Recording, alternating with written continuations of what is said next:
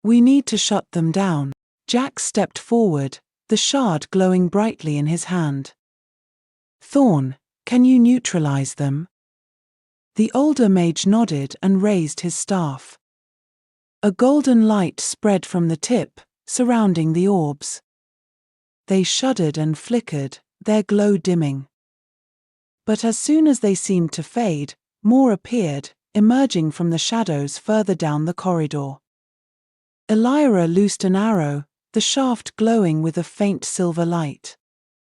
It struck one of the new orbs, causing it to burst into a shower of sparks. Shadow leapt at another, his claws slashing through it and leaving a trail of shimmering particles in the air.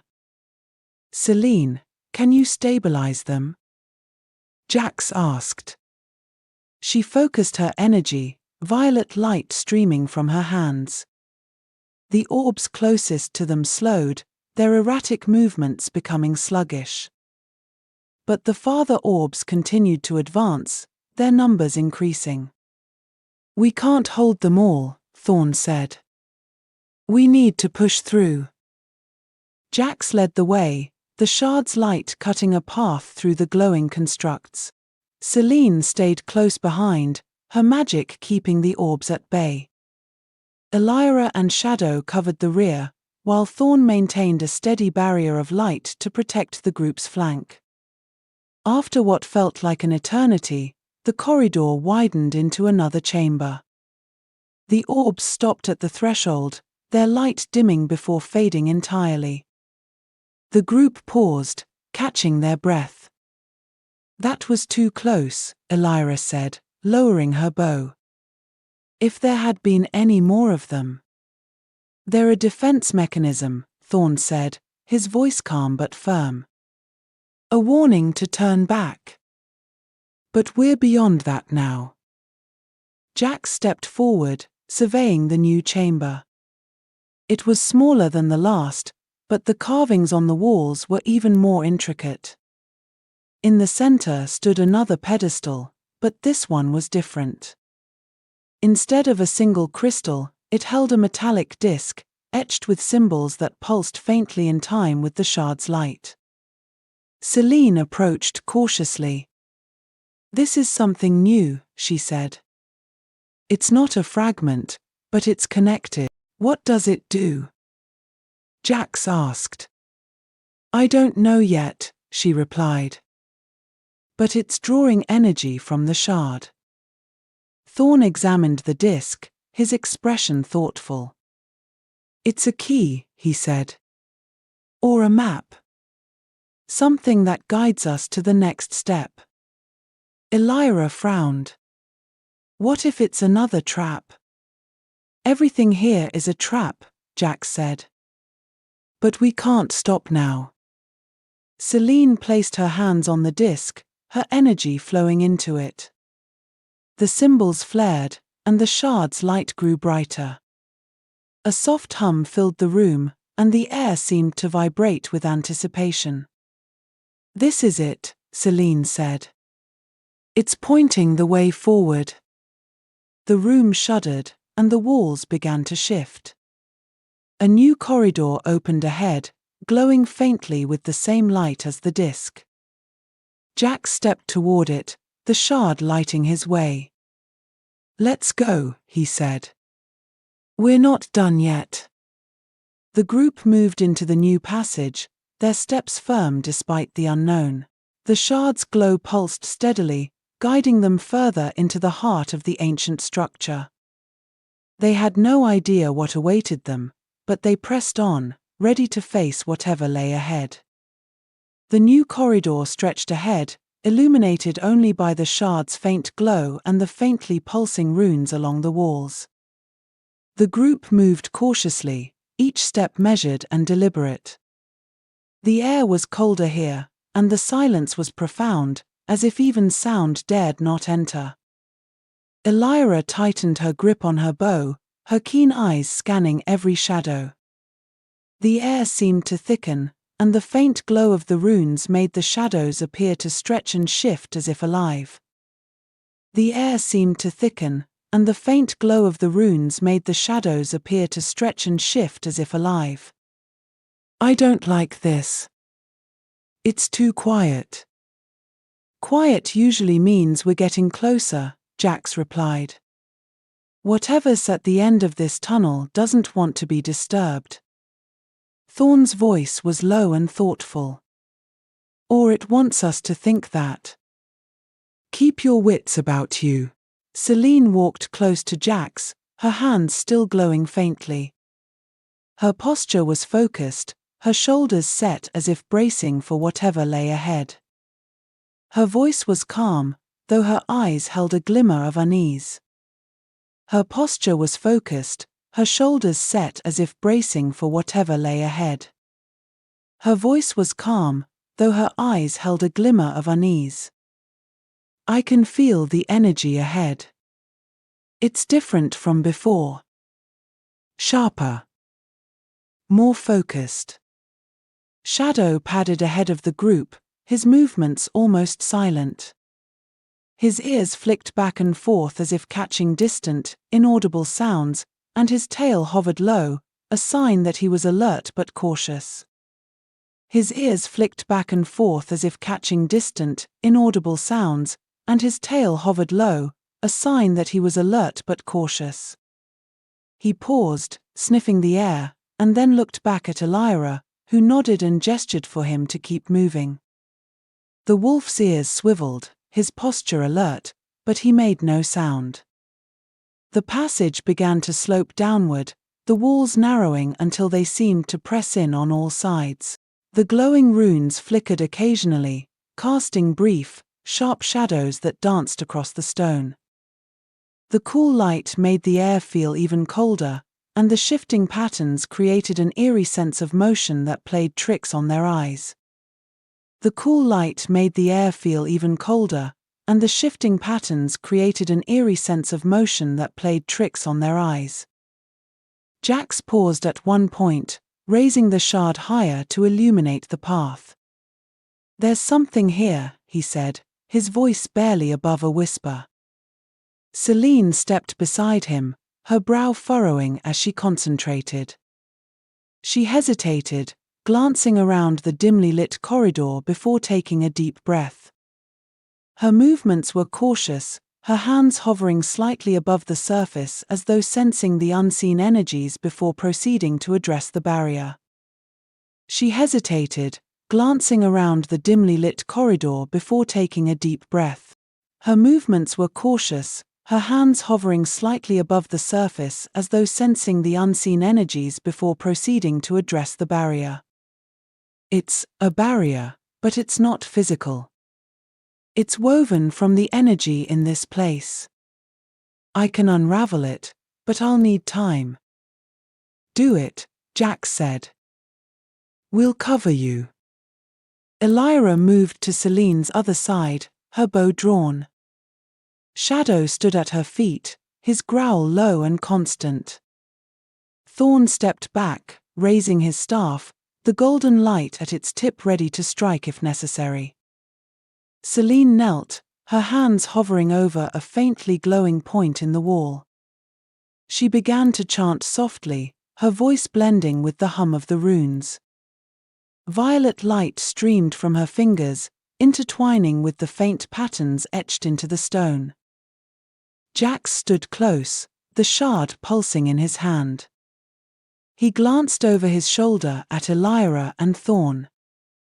"Anything moves, you hit it hard." Elyra smirked faintly. "That's the plan."